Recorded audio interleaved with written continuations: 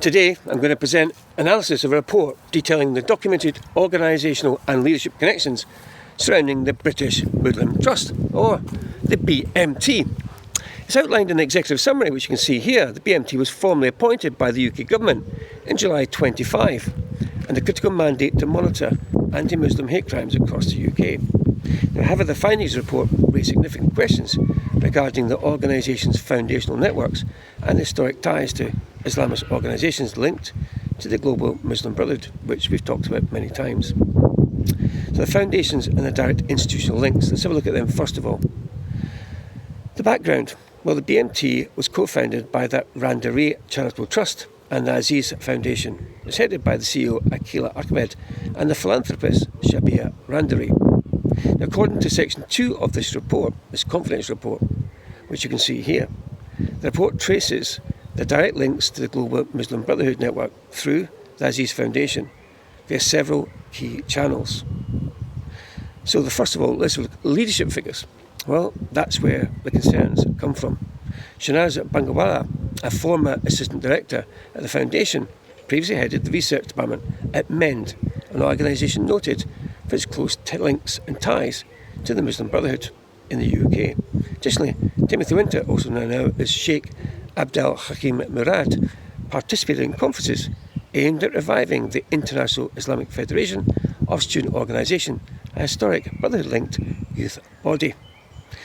The funding networks. Well, according to this report, the Aziz Foundation has funded the All-Party Parliamentary Group of British Muslims, which collaborates with the Muslim Council of Britain. It's also funded the Islamic Society of Britain, which academic research describes as being based as a partnership involving members and former members of the Muslim Brotherhood and Jamaat al-Islami. The leadership networks and the personal connections. Well, let's have a look at this part of the report, which I'll make available on my website for you to download.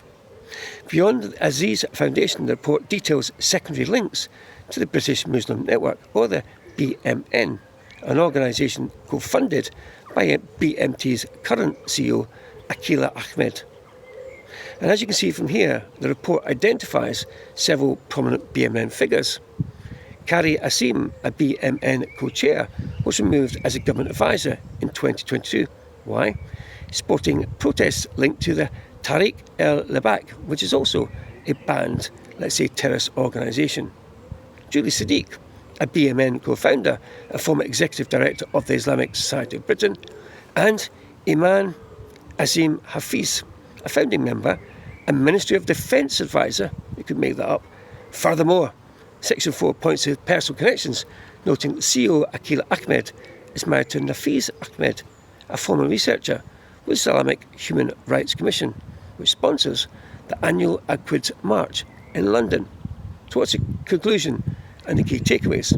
Well, the report concludes that whilst British Muslim Trust itself is a relatively new established entity, mid-2025, its core architecture relies on the interconnected web of foundational partners, leadership figures and funding channels tied to the broader global Muslim Brotherhood network. The report also shows that these findings raise vital questions regarding official government vetting processes and the level of Islamist influence within state-recognised bodies. Now, I don't think that will get better any day soon, but the more information I can provide, the more knowledge you'll gain, and then you can make decisions based on facts. See you on the other side.